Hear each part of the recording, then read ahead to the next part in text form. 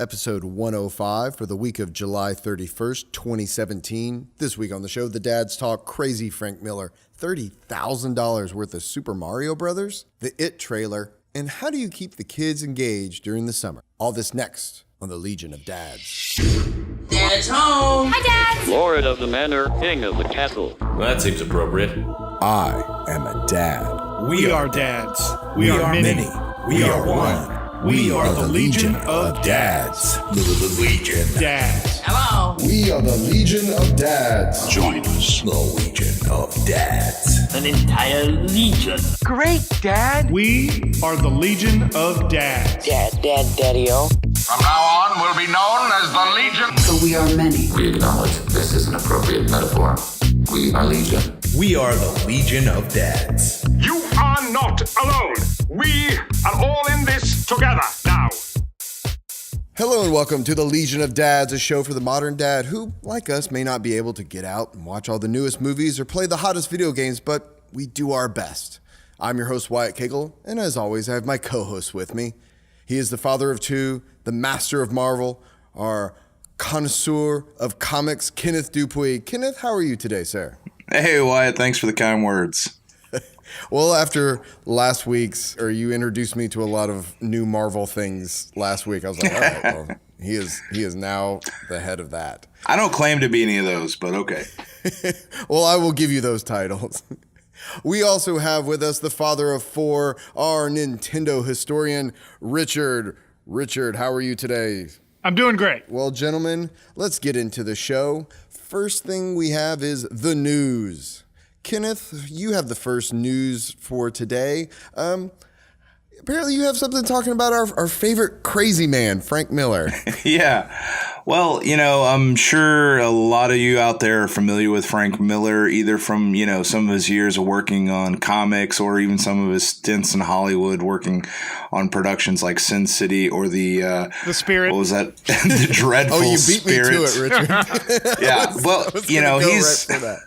Yeah, love him or hate him, he's been in the middle of some of the biggest characters at some of the best times and kind of reinvigorated them. He also did All-Star Batman and Robin with Jim Lee, which is also supposed to be the same Batman. And then years before that, sometime in the, I think it was actually 87, he did Batman Year One, which has since kind of become a cult favorite Batman origin story.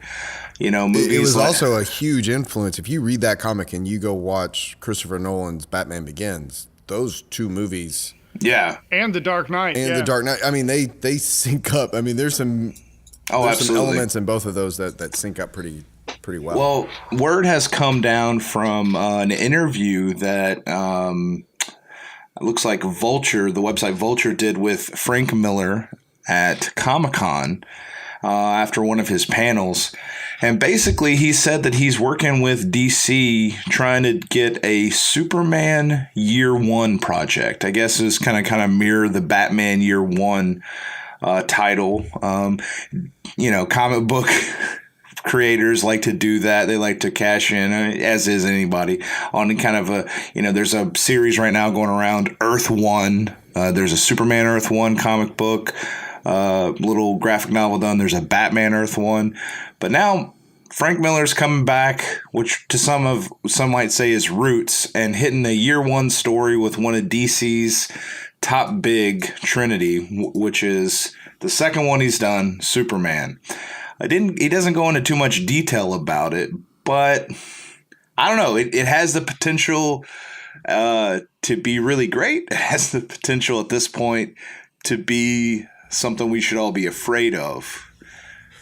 Now, something that I would like to bring up, just because I like to, have the boy and introduce him to things that I love. And one of those things is comics. And finding comics to I think Richard knows where I'm going with this. Finding comics to show him, I want to be entertained by them too. And there are some great, we love the Batman. We love, we love Superman. We love DC and stuff like that. We read a lot of that. I don't know if dads may want to take a look at this or any of Frank Miller's stories I'm having visions of Batman, All-Star Batman, where Yeah. he does some things that are like, oh, whoa. Yeah. I'm Like, having that's- visions. I'm having visions of topless Nazi. My wife just walked in. Topless Nazi like, nipple stickers. Yeah. That's from the spirit, right? Yeah. Too. Is it? So I have not let my son read that comic, but I have let my older nephew borrow it.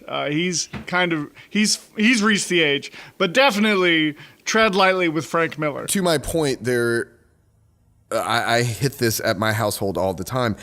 If the wife sees Batman, she goes, "Oh, that's okay." Especially if it's a cartoon Batman. "Oh, that's okay." Yeah. I'm like, no, Not anymore. It's not. You can't make that blanket statement anymore. There are definitely, if you did not know, there are definitely animated films out there that are 100% for a mature audience. And Right. as a dad, we need to know that going in. So do your homework beforehand. Just because it has a superhero on the cover doesn't necessarily mean that you're going to want your 5, 6, 7-year-old watching this.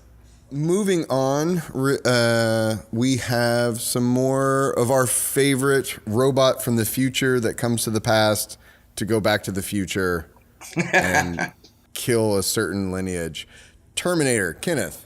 Yeah, well, just real quick, I'm not going to take too much time, but like I'm a huge Terminator fan and I'm a James Cameron fan, but some news hit the net this week that he has been talking to the current rights holder of Terminator about possibly rebooting or reinvigorating the franchise. He's kind of quoted as saying he's not sure if the franchise has run its course and if it can be freshened up, but he's hopeful that it could be. And even so, as to when it could happen, if he's going to direct or produce, it'll probably years before it's happened because he's got like 8 Avatar sequels to make. I was just going to say, when is he going to make this when he has all these other Avatar movies that I don't know. No one's asking for? But even if he just wrote it and he produced it and hired a director, that's much better than just like someone that bought the rights and thinks they know, what Terminator means. And for those not familiar, he sold the rights for Terminator back when before the first one ever came out, for $1. $1 US, so that he had the opportunity to direct it, so that he could do it. So after that, he left the franchise both in a producer and direction and writing standpoint. After the second one. So it would be great to see him come back in any capacity, even if maybe he could produce and they could bring back McGee to direct. I don't think that'll ever happen. Hopefully it won't. I kind of wish he'd take his dollar back. Yeah. He's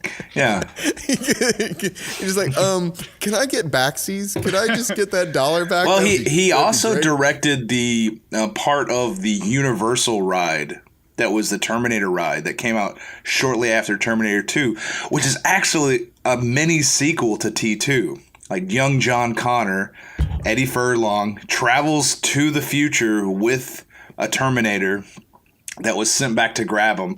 They do some stuff in the future. It's like T2 3D. There's all this stuff happening. The T1 million. Yeah. So that was pretty much the I haven't. That was pretty much the last thing that he was ever really a part of with Terminator. I think he did some like, hey, we finished this Terminator Genesis movie. What do you think? Yeah, he's been friends with Arnold. Yeah, but he gave that's some pretty much endorsements and some thumbs ups. Yeah.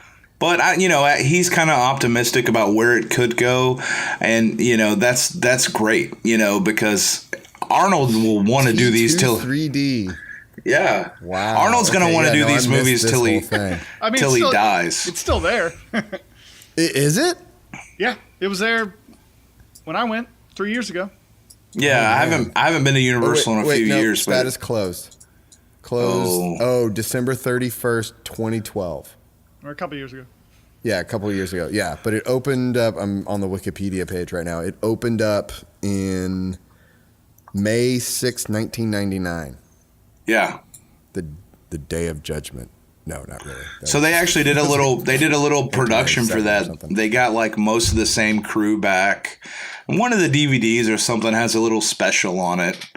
I'm sure the new Blu-ray that we mentioned a couple weeks ago will have something about that on it. But anyway, that was pretty much the last time he had anything to do with the franchise. So any news at this point about him jumping back on it, I think could be good news. No, I wasn't really excited about that, but now I'm kind of interested. Something else that kind of blew me out of the water was, Richard, your first story. Super Mario Brothers? Oh, yeah. So Mashable is reporting that... Actually, are they even reporting it? So That's the article I have. I know.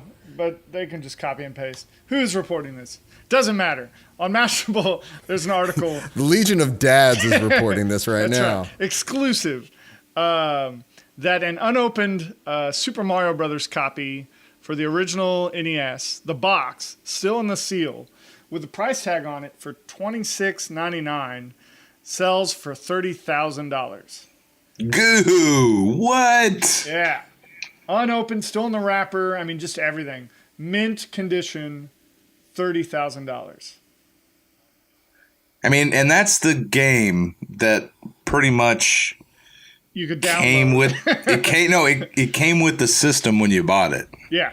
Yeah, that was that and Duck Hunt were the two. That's what you started with. Now, I'm kind of perplexed that some of these are so rare. I guess people were throwing them away, but Well, the fact that it was in the box, I mean, in the box, in the wrapper. Yeah, I mean, it's... Yeah. Like, now, what's the track and field game? The one that you would have taken out. Was the track and field game really rare, too? I don't That came with, I mean, you had to buy the peripheral. The pad. You had to buy the pad, yeah. Because I remember reading something fairly recently about one of those games with the pad, and it may have been a different one than I remembered, but I just remember like everybody having every Nintendo game because there was just this craze. But yeah, everybody opened them. So finding one sealed is pretty incredible. Yeah. Well, and especially with that track and field game, I mean, we would always just get on the ground and beat on it with our hands. Yeah. I played that. You know, just drum style. And the sucker that would stand up and do it, and he would lose to me on the ground hitting it. And he was like, "That's not fair." I'm like, "There's no rules." The game says I won. I won. This isn't NAM. There are rules. I had a buddy that had one of those pads, and we would run on it. But it was his. I wasn't used to it, so I would run on it. But I would run on it like you would normally run. So I was getting traction, and I ended up yanking his Nintendo like out of the entertainment center. Yeah. That happened a lot. Yeah, it was fine. I mean, but we learned our lesson pretty quick. I mean, I'm a nerd. I got a lot of the different little collections of little, action figures or Lego kits that I build or comic books, all kinds of different little stuff, even video games. I don't know if I could ever bring myself to spend $30,000. I mean, that's the price of like a nice car. Yeah. I mean, that's a collector. It's a collector's item for sure.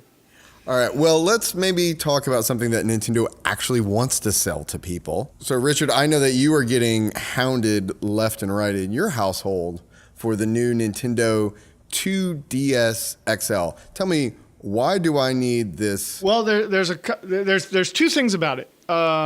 First off, as I've mentioned before, we own many iterations of the DS. The DS has been around for a while. They upgraded the DS to the 3DS, which had the 3D technology in it. They came out with a 2DS, which was similar to the 3DS, but without the 3D technology in it. It would still play the 3DS games, just without the gimmick. And also, it was a different style. It was more of a tablet style. It didn't fit in your pocket. Everything up until that point, had been clamshell. This was more of a tablet. So they've kind of they come out with they're constantly updating the DS, the 3DS, whatever you want to call it. So many names and numbers on this thing. So basically, this thing's gotten they 2 just and 3. Yeah, so they've recently announced the Nintendo 2DS XL.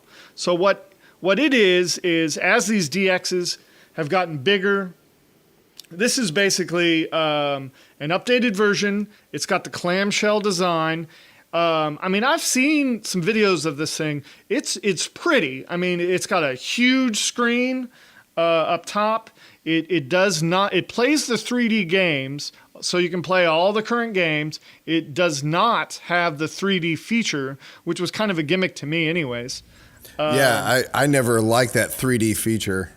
So even if you have games that say 3DS, exactly, they're backwards compatible DS with the games 2DS and okay. 3DS games all play on these. And this will play 3DS games. It's got since the DS has been around forever, or the 3DSs, this has the amiibo support built into it, which is kind of a new thing. Talk to me about that, because I've seen that in the store. Yeah. But I really don't know much about that. Tell me. Marketing genius. It is. That's what it is.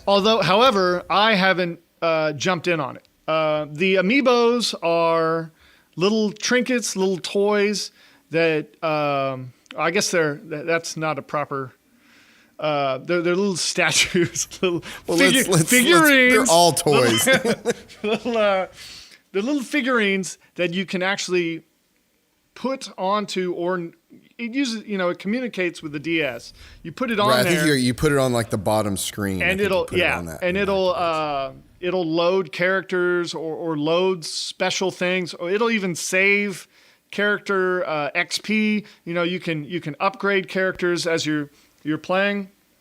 It'll store all that within the little figurine. Now, we haven't jumped on the amiibo bandwagon yet, because up until now, I guess first off, value your money. Well, a little bit. There was more support on the Wii U and the Switch for these amiibos. There were more games on them that supported the amiibos. The 2DS that I've mentioned before didn't have the amiibo support. The games that we own don't particularly have the amiibo support. We might have 1 or 2 games, and that just didn't justify me going out and buying an external reader and then starting to invest in these amiibos. Right, but it looks like they're integrating that into the Switch as well. Yeah, it's all part of the. I mean, they have Pokemon games that do it with Pokemon, the DS games. They got Skylander games. Yeah. I mean, they just... And I don't know about you guys, but I mean, in my house, we have like almost hundreds of dozens of Skylanders, dozens of what does he play? Disney Infinity, which isn't supported anymore. Dozens of Lego Dimensions. Well, now we have less of that, but we have all these figurines for every other system, but we don't have amiibos yet.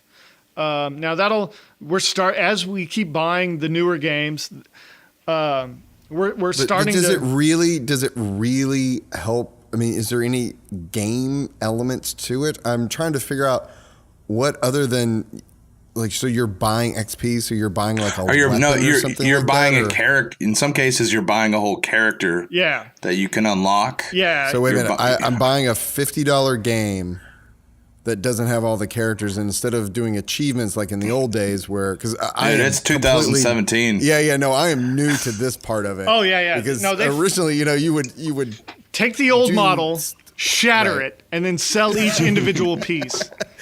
I mean, it's the season pass of it's the DLC, but the only thing the thing that makes it like go down a little easier is that there is something physical in your hand. It's DLC that you can touch.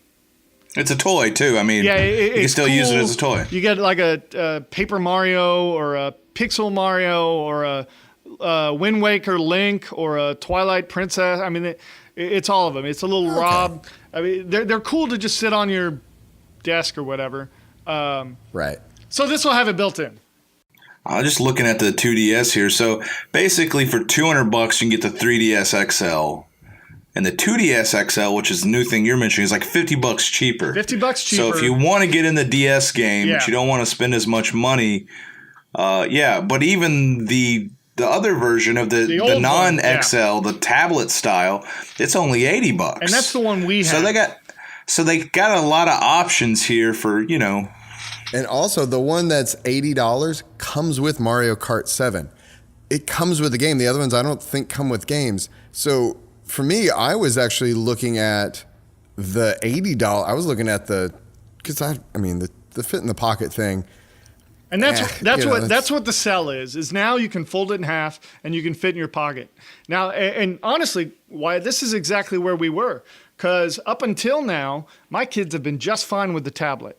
The tablet style 2DS. But now my oldest son, who's he's in middle school, he's hitting me up for the one that folds up and fits in his pocket. So I think what you're really looking at is an $80 one for kids, for younger kids, that don't have internet access and see what's new, and then a $150 one for older kids.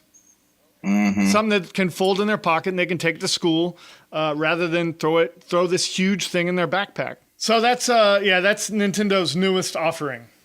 All right. Well, you've educated me into a new world. I don't like it. I'm scared. So let's go back in time with my news for a period movie, It. So It. Did you guys watch It in the 80s? It was the 90s. Novel. Was it the 90s? That's when the TV miniseries first came out, yeah. I do not believe you. I must go to the internet and check this. That's the thing, is the 90s and 80s like really bleed together. I did not see this. I know I'm going to get a lot of negative reaction. It was a 90s miniseries. I never saw this. I tried to watch it a couple of years ago and found it completely stupid. And I never understood. I never understood. 1990. So it was just barely 90s. Yeah, I was like 8 or 9 when it came out, and I already had a slight fear of clowns. And this just kind of like accentuated it into like a more pathological thing. And it just goes back from when I was a kid. Quick story. My dad used to travel a lot, and he bought these little clown statues like in a couple of different cities he went to. And he'd put it on a shelf in my room when I was like 2 or 3. I had this vivid memory of the hall light shining in and like projecting a shadow of these clowns, like circus clowns doing different poses. And as I was falling asleep, I would just thought I'd see the shadow move. And then you heard a voice, "We all float down here." And then, like 6 years later, this came out, and Tim Curry terrified me, even to this day. But, it just kind of stuck with me. But I could see how if someone watched it now, it's probably not as scary if you've never seen it. No, it's definitely not as scary as originally. But if you, the book still is. I read that about 5 or 6 years ago. And I was like, oh my goodness, this is crazy. And that's the book is just about fear. Tim Curry, though, his performance, though, is almost worth watching it just because he's so good in it. Now, in the new trailer, though, there is a small little Easter egg of that version, that design of the 1990 It clown. Right. In that trailer. So at the very end where Pennywise jumps off and scares, I think that's supposed to be Richie. In the far, frame left, you can see what looks just like a version of that clown from the 1990 miniseries. Well, fast forward to 2017. This new one is coming out, the first full-length trailer. We already had a teaser trailer for it. Yeah. First full trailer came out for it. I'm super excited about it. Maybe I have a very, I'm biased, but this looks really good, looks really interesting, kind of definitely has some of that Stephen King-ness, weird small town elements to it. Maybe I came from a small town, so I'm kind of... This feels kind of right to me in the weirdness Yeah, well, factor. Also, they're taking it back into the 80s for the kids. And in the book, it was like the 50s and the adults were in the 80s. Now it's the kids are in the 80s. So it does feel like Stranger Things. It really does feel like Stranger Things. Now, are we going to go into the future, or is that maybe a sequel? No, that's, I think, part of the plan is that they always, even back before the guy who's directing it now was involved, they always wanted to do 2 films, one with the kids and one with adults. And I think the plan is, if this sucker is successful, that they could go into pre-production in like early spring of next year. They've already got the script written. They just need to start casting and go to town. Well, and they need to make sure that they can make their money back. So, Richard, you had some thoughts on this? Oh yeah, I mean, I kind of expressed it before. I still think it looks stupid, and I think everybody who's afraid of this, for some reason, everybody has some communal childhood trauma that it all links back to. So there's something about this movie. I don't know. I'm still not. Well, you're wrong. You're wrong, and you're dumb for saying it. Well, that's what makes it smart. Yeah. But I can respect what Richard has to say, but I think it looks like the kind of horror movie that I want to see, which is a little bit more psychological, hopefully in nature. Obviously, the trailers are going for the big scares. That would be one of the things that I hope that they do go for, that dread, where the miniseries and its execution with when it was made, the techniques that it was made, it's not that great. However, what they were trying to do was still good, where there was this imminent dread that was always going through, and just this slow ratcheting, which Stephen King in his novels does really well, where this just ratcheting the tension the entire time. So that, to me, I hope that they go with that, and there's not a lot of these jump scares.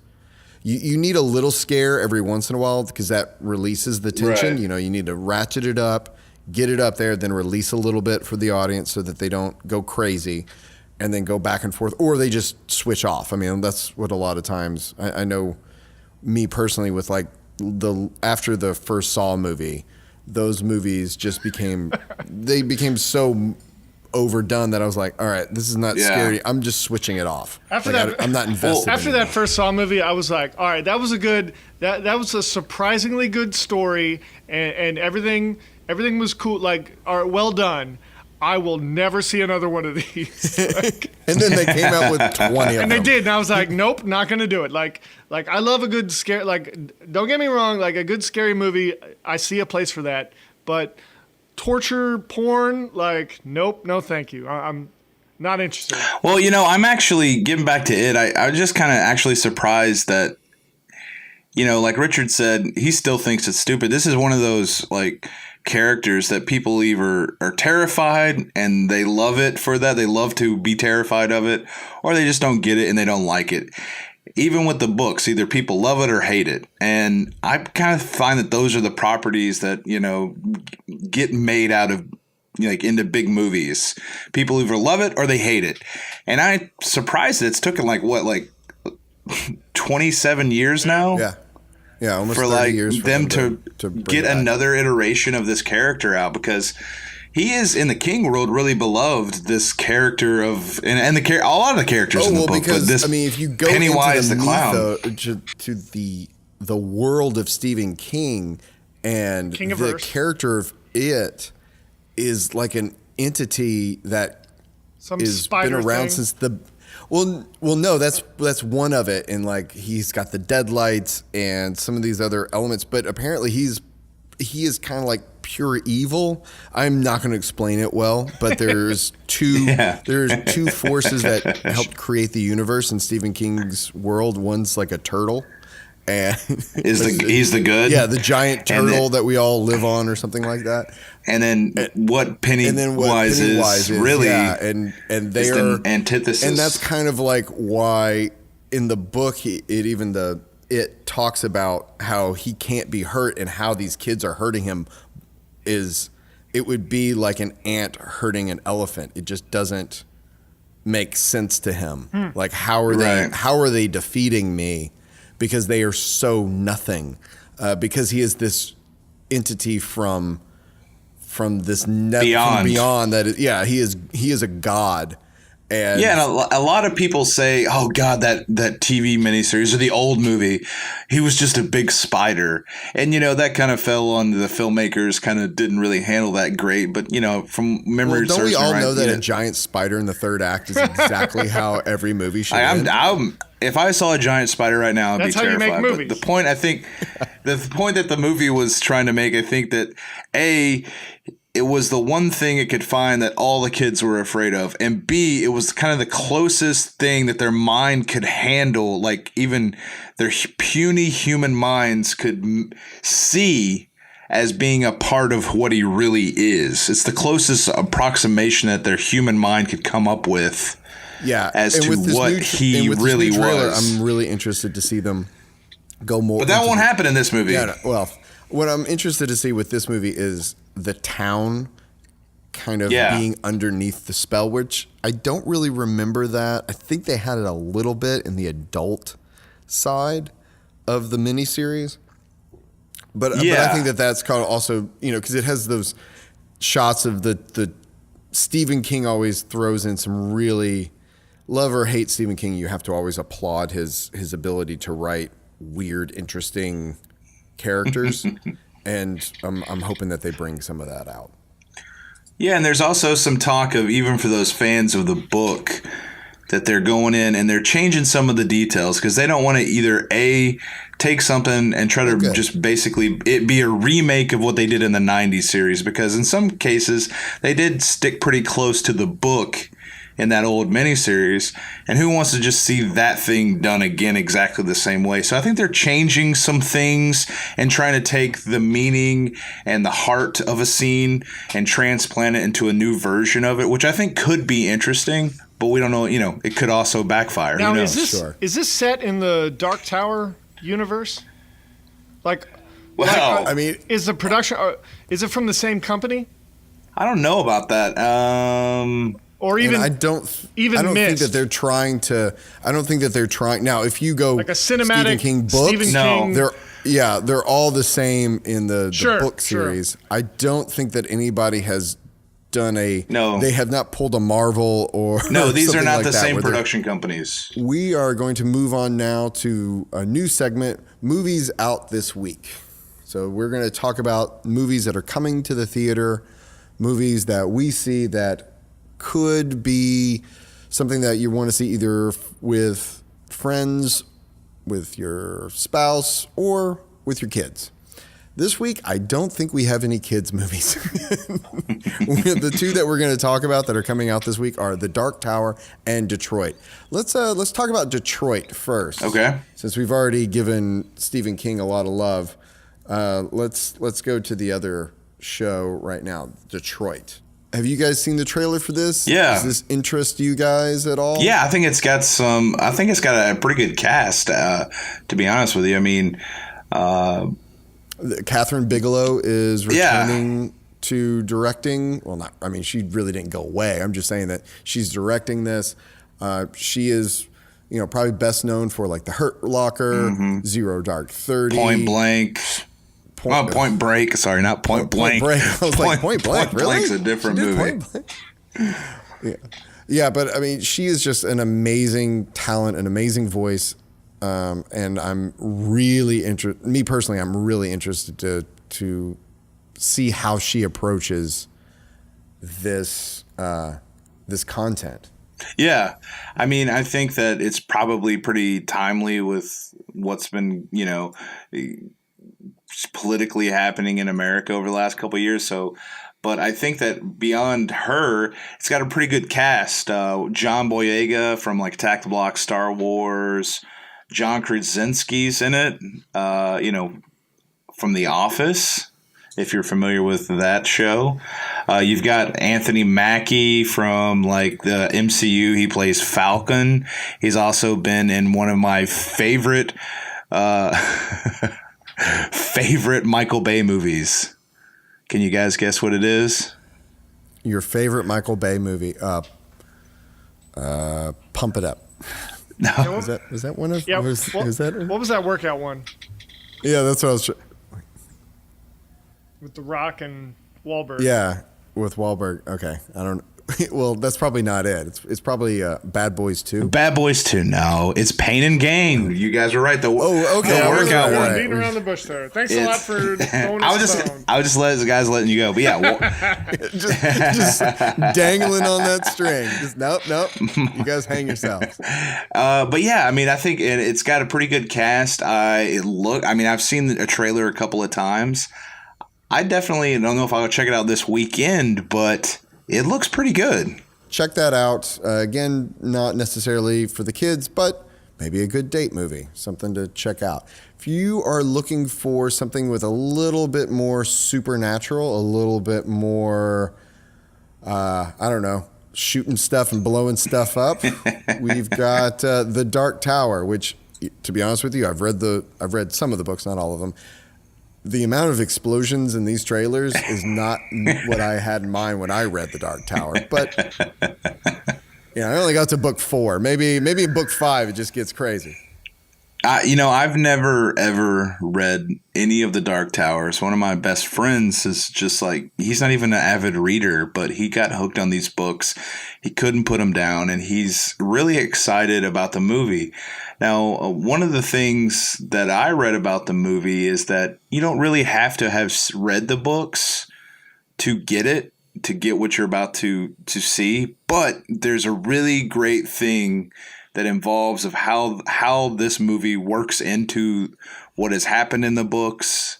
So if you are one of those guys or girls that has read the books and has just devoured them and loves them, I think that you could be in for a little bit of a treat. And plus, who doesn't want to watch Idris Elba shoot a pistol at anything? I mean, I would. The casting, I think, is really inspiring. I really do like the casting. McConaughey as the Man in Black. Mm-hmm. As soon as I saw that, I just went, "Oh, yes." He makes sense as that character. I didn't think of that. That's not the guy that I had in my head when I was reading it. Other than that leanness, that he just looks so right. So I'm excited to see that. This definitely, if you are familiar with the books, this is not the gunslinger. This starts with the gunslinger. I think this covers a lot more books. Well, I know a tiny spoiler that I won't give away on the show, or even to you, because I'm pretty excited about it. But yeah, just keep an open mind, and yeah, I think that you could really enjoy where this movie fits in. The idea that they are not, that I could read the books and the books are going to be separate than the movie, that excites me, because one of the things that when I don't read a lot, but when I do read and I really fall in love with a book, it becomes very difficult for me to then see a movie about that. Totally. The Martian is a good example of that for me personally, because I read that book and I'm reading that book going, this is a movie. This is written like a screenplay. This is so well paced. This is so well flushed out. Man, this would make a really great movie. And then Matt Damon, Ridley Scott, a real budget for it. It looked amazing. And I'm like, I love Matt Damon. I love Ridley Scott. These guys are great talents. I still haven't seen the movie though. Because I'm like, are you afraid to see it? Because I love that. I'm afraid to see it. See, that's even though people have said that it's a good movie, I'm afraid to go see it because I've read The Martian 3 times. Oh, wow. I just love that book. I keep going back to it, and I'm kind of like, if I watch the movie, well, then I see Matt Damon in there instead of I think my interpretation. From what I know possibly about this Dark Tower movie, I don't think that you're gonna have to worry about like being like, so there's gonna be a way for you to make peace with it. Anything that you don't like in this movie or that doesn't fit into how it happened in the book. I think there's a way for you as a reader to separate the books from the film. And hopefully be okay with it. Basically, what you end up getting when you go to this movie is that you're going to see some events that have happened in the books because it's like a cycle. Yeah. Okay. Well, so if you're a fan of the books, I gotta read it. this looks interesting. How much time do I have? I got 4 days to read. Yeah. You have till Thursday, Friday. And there's 7 books, 7.5 books. Great. There's 9 books if you count. Oh my there's gosh. a prequel book, and then there's 1 through 7, and then there's a 4.5. So you're saying I'm already behind. So yeah. And then there's a comic series. Yes, and actually, you know what? That may be. Since this is like cheating in high school. Since you don't have time, go get the Cliff Notes. The Cliff Notes would be the comic series. But no, the comic book series isn't an straight up adaptation of. Oh, really? It's like a prequel thing. It's a prequel. Yeah. Oh well, then you're hosed, Richard. Moving on then to our main topic for tonight: how to keep the kids engaged during the summer. This is becoming more and more of an issue as July moves on and summer is getting close to ending, but now there's only so much that you can do without going crazy. So I'm asking you guys, do you guys have any tips and tricks that you use during the summer, stuff that you kind of go to? Richard, Richard, you've got kids that span the entire huge age gaps, age range. Kenneth and I are a lot closer. Ours don't really, well, they still do take quite a bit. But I tell you, my goal as a dad with these kids is to try to just get them as tuckered out as possible so that by 8 or 9 o'clock, they tell me that they're ready for bed. If that happens, I'm like, yes. Okay, but how do you do that? Well, today, and still get stuff done. Well, we got our pool up and running, and that was a big thing. I kind of had over the last couple of years hadn't had my pool up and running in our backyard. Well, this summer I had a guy come and do it for me, get it all back to where it was because it was terrible. And you have a pool guy? No, well, I did. I'm taking care of it now, but I had him come and get it clean, which was just kind of too much for me to handle. But then right after it was ready, we put my daughter in swimming lessons. So now she wants to go swimming every day, and we're working on, her fundamentals of swimming and keeping that up. So it's kind of good for us to go out and take 30 minutes and try to maybe swim so that she remembers how to swim. And then also it just drains the kids. I mean, you remember being a kid when you'd go swimming, and it just tuckers you out. Yeah, no, I think swimming, we don't have the yard. I mean, we live right in the middle of the city. We have a very small backyard. We don't have a pool.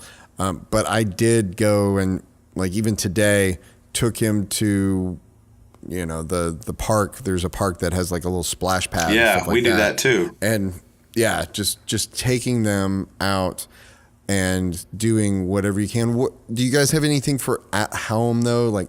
Okay, inside stuff, you've got to be inside. Look, I got these emails I got to get through. I need these kids to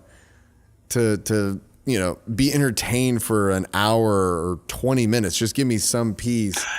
Do you have any kind of go-to staples that you go to? What you got, Richard? Yeah, we have done one thing that we do regularly, and this year, we don't live inside of. We don't live inside the city limit, really. So one thing we did this year was that we went and signed. It cost a little. It was a one-time payment, not much money, but we got a library card for Beaumont. Actually, for Beaumont. So once a week, Mary Lee, she's off with the kids for the summer. So once a week, they'll go into Beaumont and go to the library. And they're doing a summer reading list. In fact, they have a goal to they're trying to read as many books as they can to win prizes or whatever. So that's what our kids have been doing. Clark's been reading he's on the 5th Harry Potter book, so he's just been racking up points. And the other kids, it gets everybody reading and. While we're there, one of the other things, just to kind of actually two things, honestly. There's a lot of things at the library you don't expect. Often overlooked are Blu-rays. So we'll rent, Clark and I watched the original Rocky the other day because I haven't seen it. So I had to check that off. I know, I had to check it off my list of shame. It's literally before my time. Get out of here. I know. Just leave. Yeah. So I've seen Rocky now. You're just like, I get the steps analogy. I get it now. Yeah. So we watch. So we'll go. We'll rent a bunch of books. The kids will read them. We'll rent some movies. And the other thing is and it sounds so old school, getting a library card. But not only do they have Blu-rays. No, we did it too. Yeah, they have access to audiobooks, and even through. Like, you don't even have to rent the audiobook from the library, but I think there's an app my wife can use, and you can access all of their audiobooks through the app. So now you don't have to worry about, do they have this? Is this at this location or what? Now I can possibly catch up on the Dark Tower before Friday. If you don't sleep. Yeah. We got a library card too. And our local library, we've been getting books for the kids. Obviously, every week we go. But also they have like a little one day a week, they'll have like a special like little event for an hour, whether it's a story time or I think one week they had a computer day where they were showing kids about computers, or they had like an ice cream party day, all these different themes. And so that was something that the kids could look forward to. But we also, when I remember when I was a kid, we used to have like summer rec and it was sponsored by like the school district or something. And they took that away from our area just in the last few years, I believe. But we enrolled my 3-year-old, she's almost 4, in a little like young girls tumbling class for a week. It was like 1 week little tumbling class. You bring your kid for an hour and they try to teach them how to like do little rolls and cartwheels in the gymnastics gym.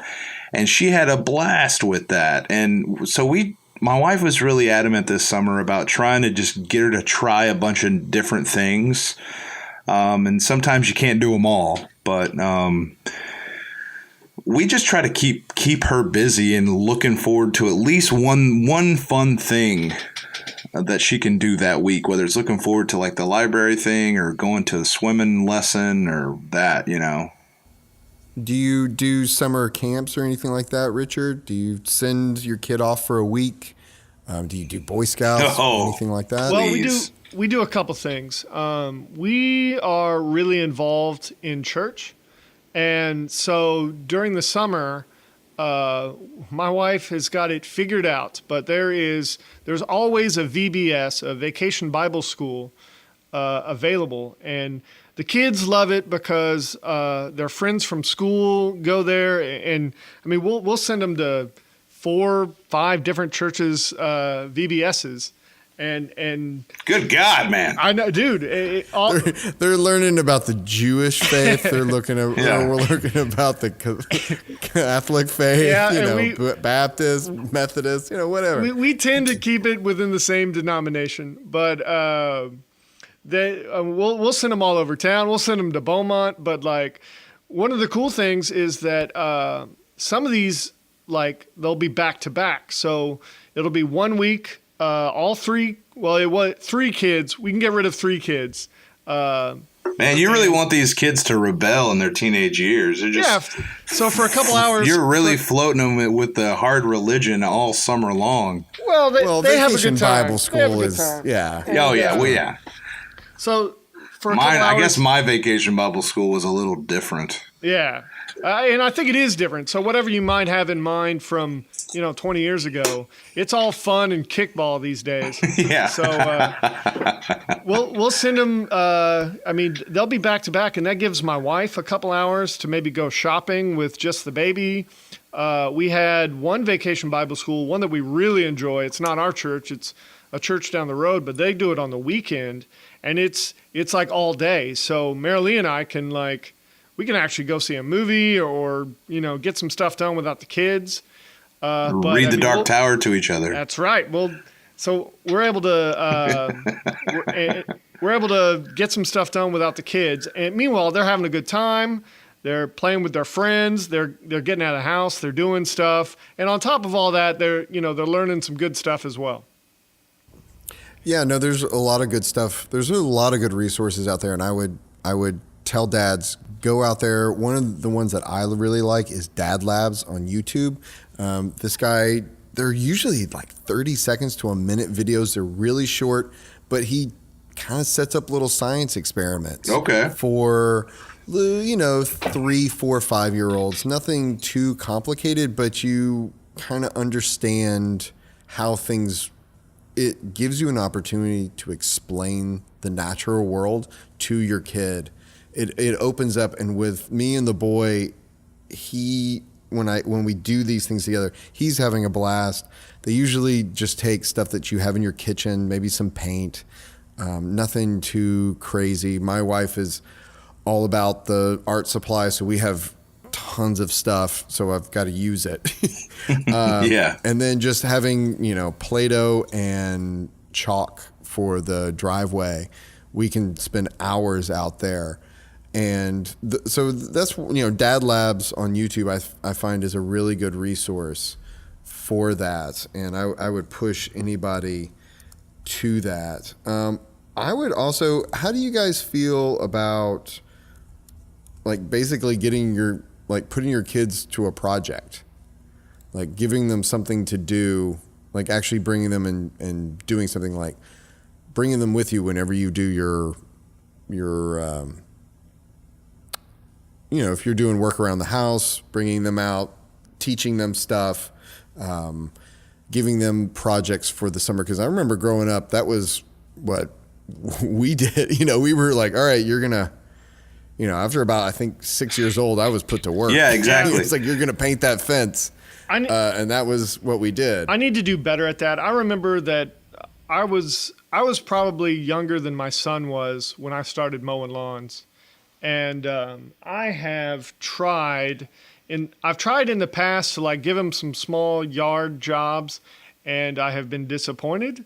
So I haven't quite followed up on it, but he's old enough now. I need to get him back out there. It's real hard. We're down here in Texas, and especially nowadays, like I don't want to get out there. It's so dang hot. Yeah.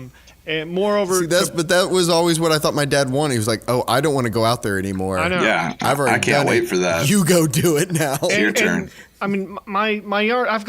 I basically have like 3 yards. I mean, I'm essentially living on a corner lot. I've got a front yard, a backyard, and a side yard. And at any given time, I may be able to mow 2 of them. So one of them gets overlooked. And then on top of that, there's plenty of pruning and edging and weed eating. And because I've got battery operated weed eating, like either I can choose to edge or I can choose to like trim the bushes, but one of them ain't getting done. And I've got enough kids that like I should have a whole yard crew of like. You really need to take some. I could start my own business from the 1930s. Yeah, where they would be like, "Well, nobody has a job, but we have a farm in the back, and we all work.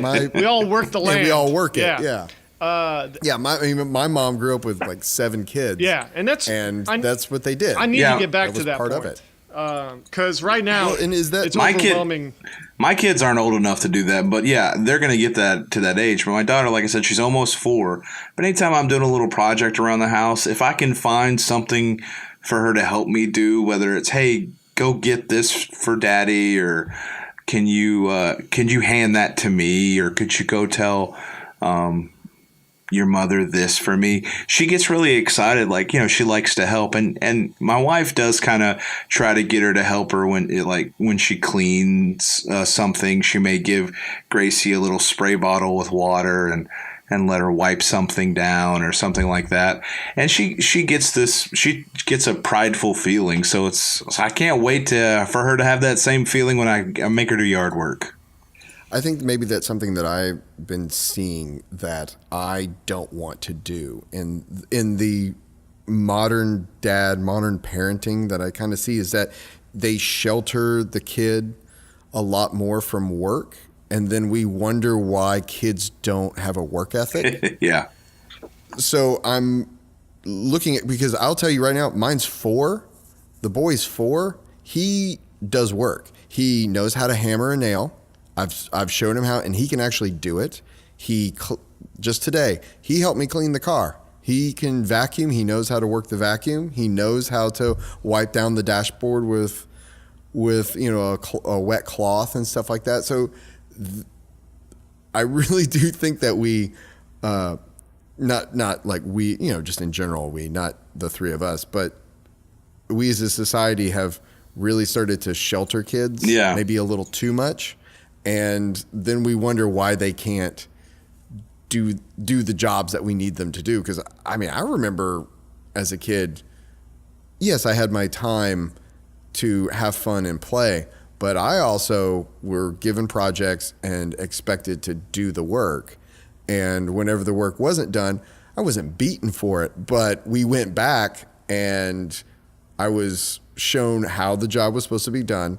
And then the next time, if it still wasn't done right, I was shown again, but maybe with a little bit more force, with a little bit more urgency on like, you need to learn this. And because of that, I think that my work ethic is strong, and that's something that I wanted to impart. And I think that's something as dads we need to impart. Yeah, one of the things that to our sons. I really work on with my daughter is kind of a minimal footprint. So like if you, and the way what I mean is if she's doing something and she makes a mess, just try to put it back the way you found it. And I think that that's a kind of a hard concept for young kids to grasp. But like why put it back? Why? I'm just going to get this out again. Why? And I can even understand why make my bed at 6:00 at night when I'm going to go to bed at 10? Like, if you hadn't been home all day, stuff like that. I can at least understand that. But I think, hey, you wash your hands in the sink in the bathroom, put the soap back where it goes over here, and, just put things back where it goes. And so that's kind of one of the things we're working on. And it's just a constant little, did you do this right? Did you do this right? And she seems really almost in a way grateful. Like she seems happy that I'm taking interest in what she's doing, even in that small little respect, Well, and I do think that our children do want to understand the world, and they do want to fit in, and they do want to plug in, and they do want to contribute. And I think for us not to give them that is a disservice to them. So giving them things to do, making them clean up after themselves, it's not easy because it's a lot easier just to be like, you know what, I'll just do it. It'll take a minute and a half. It'll take 90 seconds for me to clean this room. It will take you 45 minutes. But it's something that I would think that would be important. And I know that they can do it because I see them go to school and they do it at school with no fuss, no muss. And then they come home and I'm like, I want you to do the exact same thing you do in your classroom. And then it's a tantrum or it's a fight. And I'm like, why is that? And I don't know if do you guys have any pointers for any of that kind of stuff? Because I know that it's like, you can do it. I've seen you do it. Well, kids behave differently at home. I don't know. Parents or teachers, they're. Do we just not get enough respect as parents? Well, we get plenty of. Teachers get them a few hours of the day. We get them the rest of the time. We get them in the morning. We get them at night. They get us in the morning and night. So they get to see us. So basically we get at our worst. Well, but it's not even that. I'm the worst in the morning. It's a little of that, but it's more, they get to see us when we're on our game and they get to see us when we're off our game. They get to see us, in our prime, but also, the whole spectrum. Exactly. So, and kids are observant and they know they're like raptors. They're always testing the fences. And I like that. There you go. I like that a lot. They will always test the fences.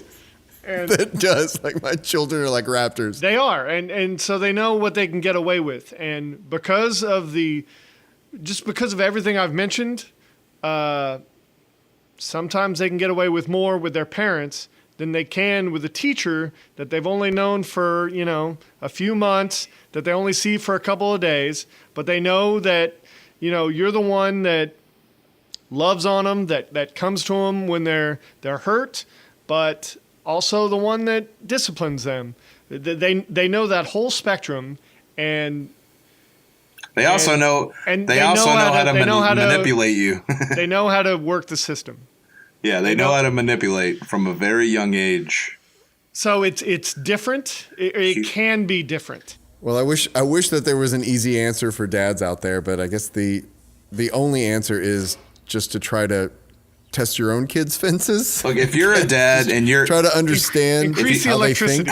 They think. Look, if you're a dad and you're out there, shoot her. Build taller fences. That's right.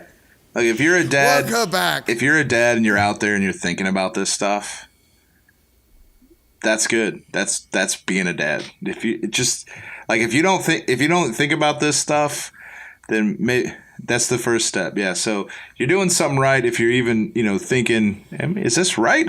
Should I have done this or?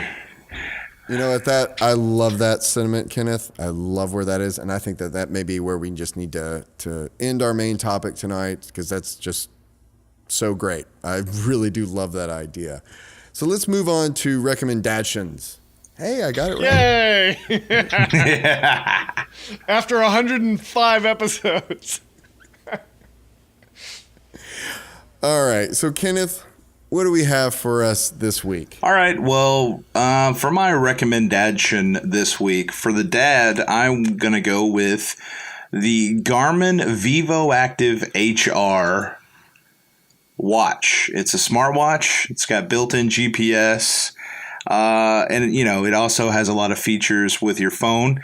It's kind of a competitor with the Apple Watch. I own this watch. I've had it for about 6 months now. Been putting it through its paces. And at the time, it was kind of really a cheaper alternative to the Apple Watch. Whereas if I got the Apple Watch at the size I wanted, with the features I wanted, it's going to be way more expensive. This watch clocks in at $235. It's still a pretty good investment, but I think it has a couple of features, and it's from Garmin, and I hadn't had a Garmin product since like 2000 or something. Yeah. When they did GPS, just GPS. But this watch had built-in GPS and also had waterproofness. Not water resistance, but waterproofness up to 50 meters before the Apple II watch came out. And the Apple II watch had been out when I bought this, but I had heard a lot of really good things about this. And the reason I bought it is, I wanted a little bit of a smartwatch, but I was trying to get into a fitness routine at my gym, and I wanted something that kept track of basically not only how many steps I walked, but also gave me some accurate, semi-accurateness to what kind of calories I was burning based on my heart rate and the parameters you put in the system, like your weight, your height, and that kind of thing. And it does a pretty good job. It's got a lot of settings. You can put what kind of workout you're doing, from weights all the way down to golf. And how do you do that? Does it have an app, or it has an? There entering that on the phone? No, there is a Garmin app that you sync with, and you can download new types of workouts. You can download new watch faces, all of these kinds of things. But what's really great, and Apple's jumped on the game with is the built-in GPS for running or hiking, like when I went on my camping trip and to the Ozark National Forest, it kept track of our hiking trail, and I could pull it up in the app later and see it like on a GPS map. Was really cool. And I found it really kind of motivating to see during your workout, like how many calories you're burning just from like lifting weights and stuff like that. So, and the waterproofness, the water resistance of the Apple Watch is, I think, a point of contention for some people. Yeah, it's great for swimming in a pool, but you can't really go diving with it. Who actively goes under 50 meters with waterproofness? But I just 50 meters, dude. That's that's not a insignificant amount. No, You're it not isn't. gonna Like swim down 150 meters. No, but that is what this sucker's rated at. So right, so you could go scuba diving with. That's what I'm just saying. Like you're not gonna swim down. Yeah, and it's also made to be worn all the time. It's got a What kind of battery life are we talking about? Because the Apple Watch, I mean, I have first gen Apple Watch, and that thing lasts maybe a day. Okay, I think the new one's a little better when you get the GPS on, maybe for 2 days. If you're running with the GPS completely on and you're using it a lot every day, I think you can get about 5 days with this watch. But if you aren't doing GPS, like if you're just going to the gym and you're using it on a daily workout, not using GPS, like you're just lifting weights or you're walking on a treadmill, you're staying in one place, using like the heart rate monitor. Because I mean, that's I was easily getting sucks down the battery. I was easily getting 8 or 9 days out of the sucker. I mean, and it charges really quick. This thing is charging like an hour. So it's from that standpoint, it's really incredible. That's one of the reasons I really recommend it. Is the battery life is just amazing. Oh, that's awesome. Well, that's a good recommendation. And I'm on the smart watch bandwagon. I had the Pebble when it first came out. I had the Pebble Steel when that came out. I did finally move over to the Apple Watch. With some protest, but I finally did move over to that, and I just think that it's really good, especially when you're doing the workout. Just that quantitate your workout to be able to track it. Because if you're not, and it's got I hate to say it because it's a pain in the rear end, but if you're not tracking your workout, it's really hard to see results. Yeah. You can see, okay, on this day I did this, and wow, I'm actually getting better. I didn't even know it, even if it's an incremental amount. And this watch is really geared towards the active person. I mean, it's in the name. It's called the Garmin Vivo Active HR GPS smartwatch, for God's sakes. But it does have those smartwatch features for, like, texting. You're going to get text alerts if you set it up that way. When someone calls, so you get some notification. You're going to see who's calling you. Those kinds of things are all happening on the phone. It comes with a silicone band, which is really great, but you can also get different bands for it. I've got a nylon strap that I bought with a standard watch size that I just popped on there with the right kind of tool, which is the key, but still did it, and it's working great. So I really recommend this watch for an active dad. If you can't afford, you don't want to get the Generation 1 Apple Watch. You want the new one, and it's going to cost a little more. But this is an alternative for a little bit of a cheaper price. Well, $235 on Amazon. That seems like a really great deal. So what else? What do you have for the family? Well, for the family, is something that I spoke with my wife. I was going to mention, and we kind of chuckled at it. But it's been an awesome part of our parenting life. It is the Tranquil Turtle nightlight that we've had for our kids since my daughter was born. She's about to be 4 this September, so almost 4 years. It's made $39. It's $39. We got it before she was born. My wife was having trouble sleeping. I set it up for my wife, and she loved it. It projects like a wave field on the entire ceiling of the room. In a nightlight form. It plays either a song or it plays waves. And you can set up how loud, how long you want it to play and stuff like that. But man, this thing's great. The kids want it on when they go to bed, and if they wake up in the middle of the night, sometimes kids wake up, they get confused, like where they're at or something, had a nightmare, or my young son will just wake up wanting mom. Never me, by the way, but he'll wake up wanting mom. And this, if we put him back down, this really helps. You've trained him well. Yeah. Yeah, no, I messed up because it depends on. For mine, it depends on who he saw last. So we're always like, all right, All right, I guess I'll put him down. I was like, oh man, I'm gonna get called out in the night. But there is a couple of different versions of this. It's made by a company called Cloud Bee. There's a turtle. There's a couple of different turtles. Then there's also a green one. Frog. Yeah. Well, yeah. So there's a frog. There's an ocean turtle. Then there's an aqua turtle. So they all have some different features. But this is the one we have. It takes 3 AA batteries. So last spring we usually get a month or two out of these batteries, and that's playing it at least once, but most of the time up to 3 times a night. And that's in 20-minute stints. We had it set up to pretty much go on for 20 minutes, and then it'll shut off. But it's made our lives a little bit more comforting, so that's why I recommend it. Awesome. All right. Well, that's awesome. That's definitely something to look at, especially if you're in the realm for a nightlight. I like that. It's also portable too. That's sir. Kind of a nice little thing. It'll go anywhere. Well, Richard, what do you have for us this week? All right, so I was trying to think of something kind of for everybody, and it turns out that it's going on this weekend, so it's timely.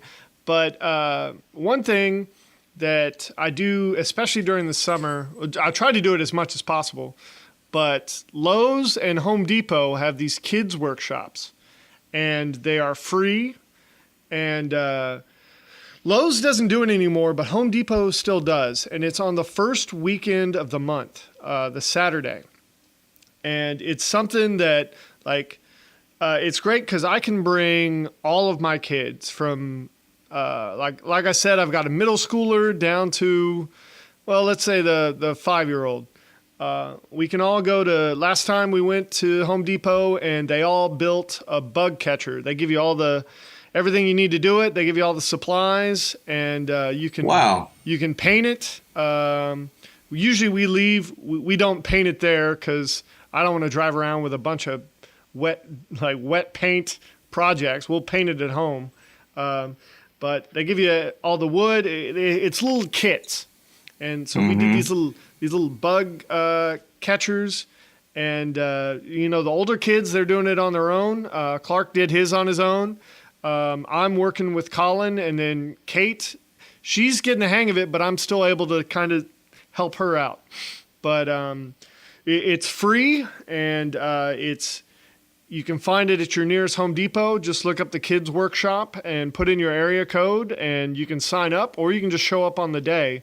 They usually have plenty of kits available, and it's something we do as a family, and it's a great thing to do on a Saturday morning. We'll go get breakfast, go get some Dunkin' Donuts, and then go build what the project is. And this week, it looks like it's going to be a truck.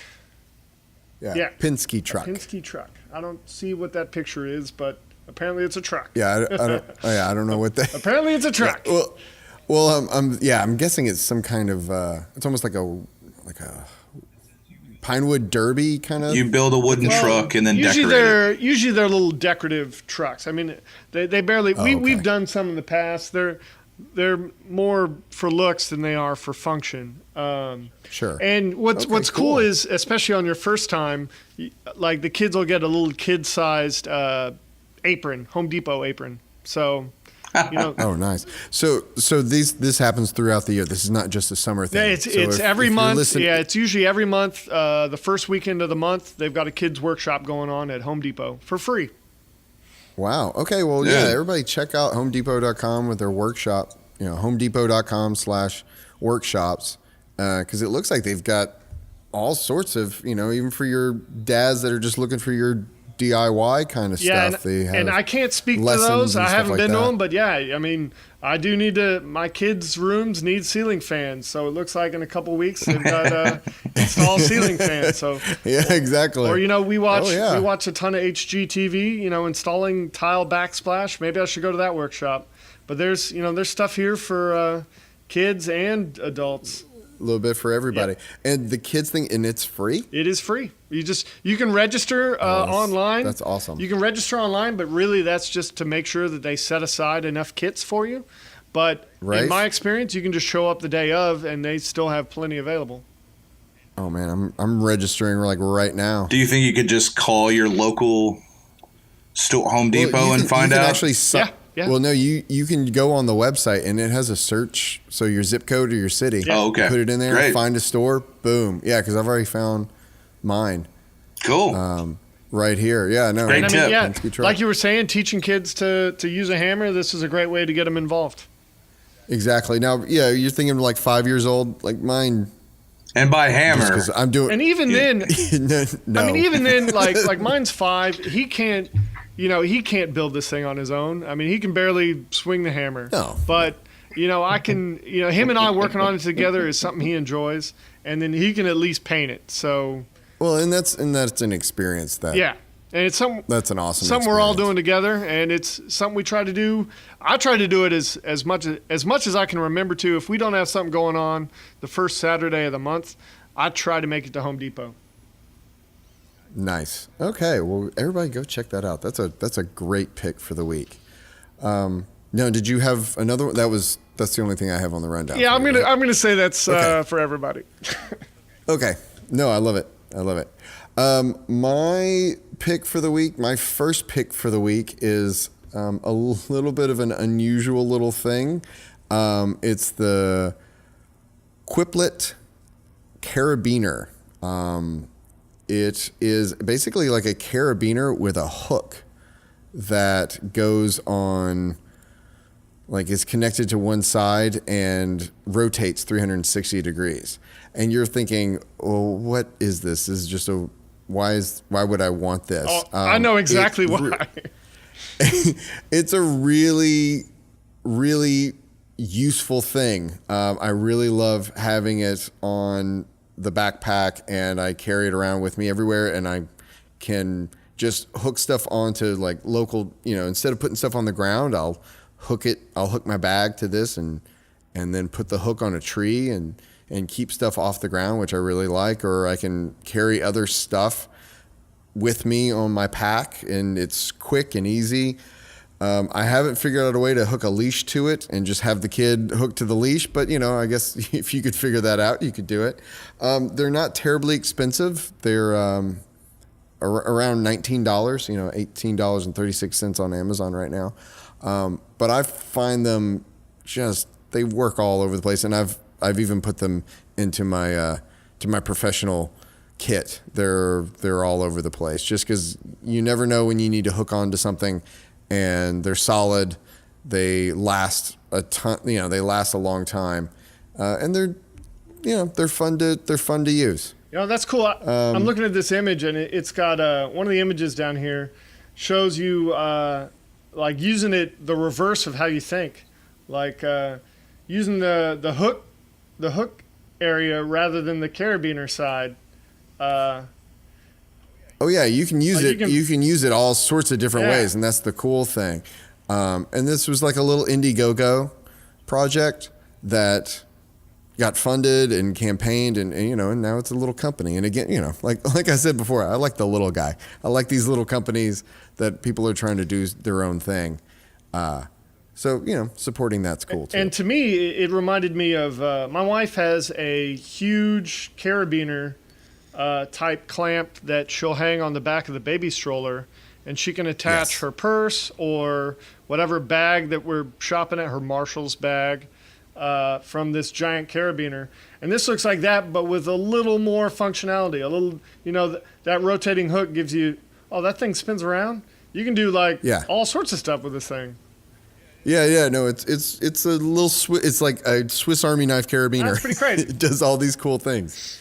So Watch the video, because that's crazy. yeah, the video, because you think about it I'm not describing it nearly well enough, but because you go to the website and you see people using it. This is crazy. You see using it, you're like, that's a good idea. they're But it's working also out. a good idea. They're it's working also out with multiple it. sizes. It's not just one. Yeah, because you can't climb with it. It'll hold up to 50 pounds, I believe.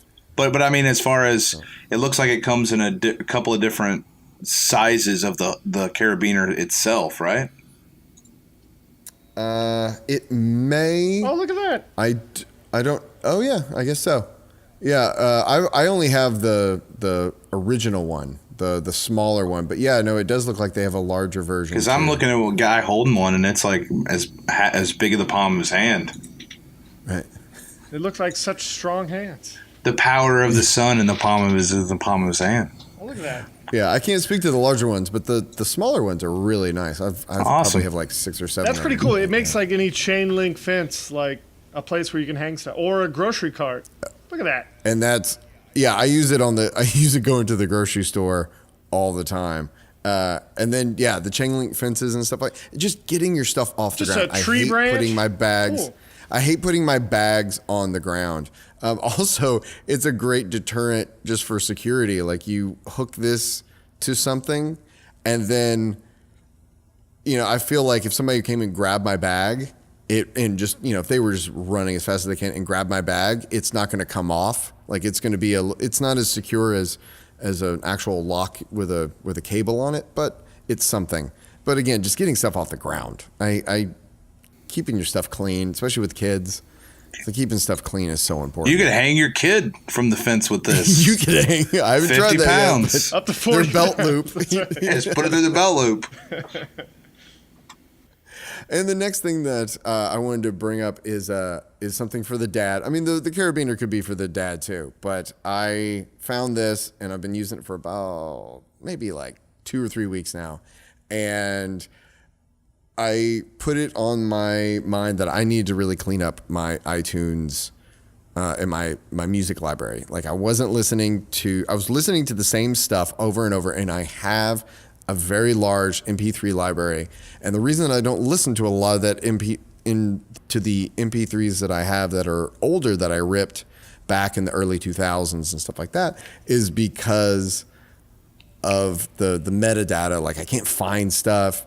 Stuff it's not as pretty as the stuff that I got from iTunes directly or from Amazon. It's just the curation is not there. It comes up with just a blank screen whenever it, I don't like, what song is this? I don't know. Like there's no metadata. Thanks, Napster. Thanks, Pirate Bay. I was thinking more of a company that all three of us worked out at one time. Yeah, I've been there, done that. That's neither here nor there. Boo! Virtual DJ. But this is a really cool app called Beatunes. It's Beatunes. And I'm not sure how large a company this is. I think it's just like one guy that designed this thing, but it is so cool. And it goes through and analyzes your library. It'll analyze your iTunes, library, or just, hey, I have folders with music on it. Right. Go analyze that. It'll go through your MP3s and basically clean them up and go through, and the CD, whenever you put a CD in and it goes to the internet and it downloads the database, the CD database, some of those sometimes it's wrong. CD database, that's the most like 1990s thing I've heard in a long time. I know. Well, but it's like, but this is when we did it. It was like in the early 2000s and 90s. But a lot of them were wrong, or like I have albums that were marked as compilations that are not compilations. They're like, it's Alicia Keys. It'll be like various artists. Yeah, and there's like one artist on there that. So does this clean it up in a way to like make it better work with maybe iTunes Match? Yeah, no, it makes it work so much better. Because I have a lot of stuff that's I don't just know about like iTunes Match, but it does go through and it cleans up the metadata. Okay. It then puts it into the MP3 file itself versus with iTunes a lot of times. And that's where a lot of stuff got messed up with updating iTunes. That metadata got updated wrong. Right. And then it messed up your MP3 collection. Yeah, because I have a whole load of files that are in my iTunes that are set on iTunes Match, but I know this CD that I purchased years ago. Come on now, y'all are talking about the exact same files. No. Like I have a CD that I ripped in, like that was a single from like Soundgarden or something, and I know that it exists on iTunes because I can find it to purchase it. But like for some reason, between the metadata that's pulled off the CD and the iTunes library, it's not like saying that it's a match. So instead of saying it's just a match, it uploads it to the iTunes service so that I can download it on any one of my devices. It's counted as like one of the songs that's my songs, you know? Yeah. So hopefully something like, this program should alleviate. I can't speak to that from personal experience, but it does fix a lot of those. I mean, it issues. seems like it could. Or it flags it for you and goes like, hey, is this a compilation? And I'm like, no, it's not. I don't actually own any compilation albums. Like, no. It also will go through and do and analyze the songs. And a lot of programs will do like beats per minute. But this one goes through and it actually puts a color to the song. Now the color, like a red or a blue, the color doesn't really mean anything other than it groups music that is similar and that will mix together well. Yeah. And for playlists and stuff like that to me is like, that's really cool to be able to do that. Yeah, my wife used to talk about mixing a play like that for running, based on how many steps you run in a minute. So this could help you do something like that. Exactly. Well, I think that we need to probably wrap this episode up. Richard, where can people find us? Ooh, good question. You can email us at legionofdads@gmail.com. Like us on Facebook. Subscribe on YouTube. Follow at Legion of Dads on Twitter. And like and subscribe to Legion of Dads on iTunes or visit legionofdads.com. We always like to end the show with the last laugh, our dad joke of the week. Who has a dad joke of the week for me this week? I got a terrible one. Oh, good. Kenneth, what do you have for us for the last laugh? All right, guys. What do you call a train with a cold? I don't know. What do you call a train with a cold? A choo-choo train. Ugh. You really do have like a 3-year-old, don't you? All right. And with that, we're out. Thank you, Legion.